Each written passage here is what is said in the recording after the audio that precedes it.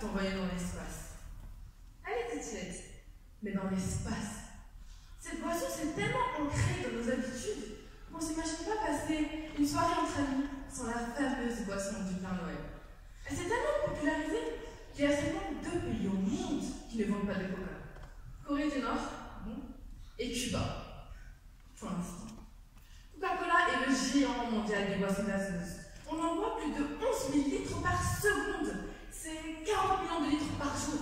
Ça correspond à 14 piscines olympiques.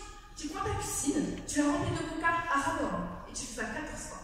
Tu auras ta consommation mondiale de Coca-Cola en une journée. C'est donc la boisson la plus bio au monde.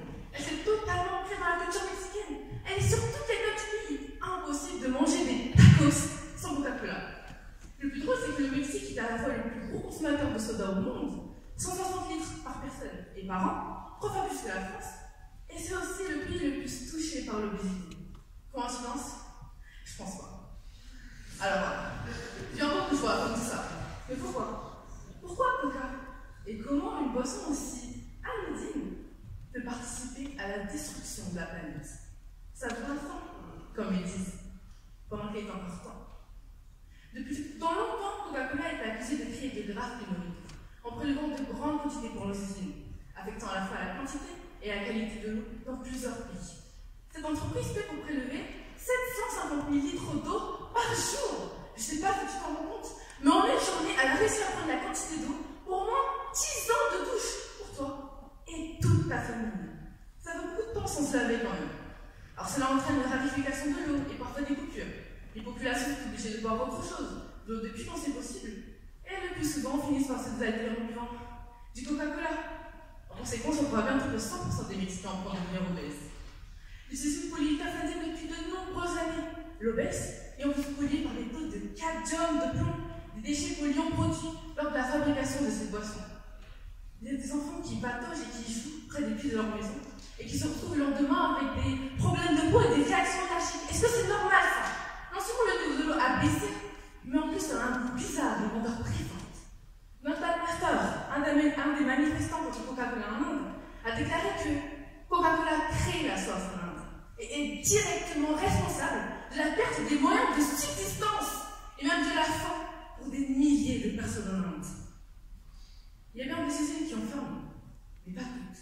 Et des moussons exceptionnels et sèches mettent en évidence que l'épuisement de l'eau continue de poser un problème très sérieux.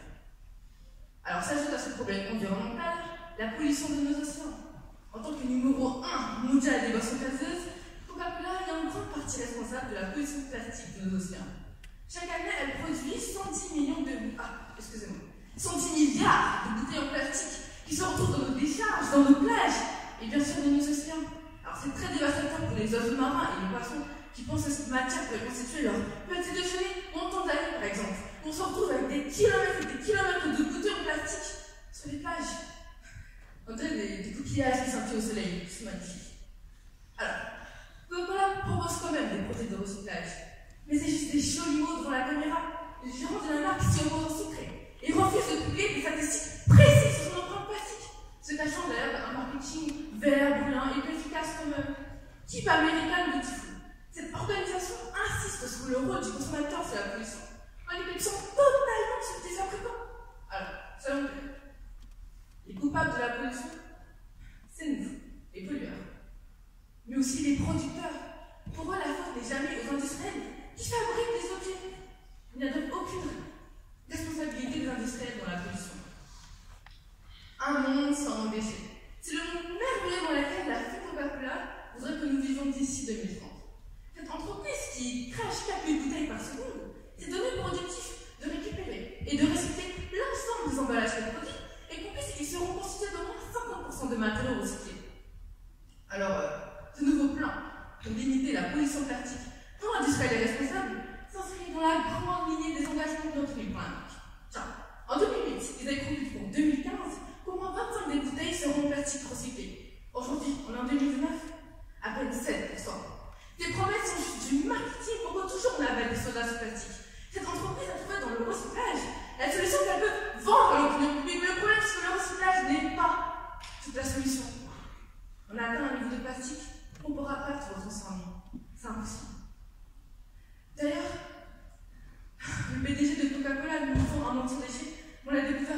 document confidentiel datant de 2016 qui montre très clairement qu'ils luttent contre les projets de recyclage et le système de consigne.